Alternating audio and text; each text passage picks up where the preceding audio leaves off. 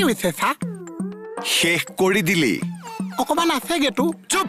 একদম চুপ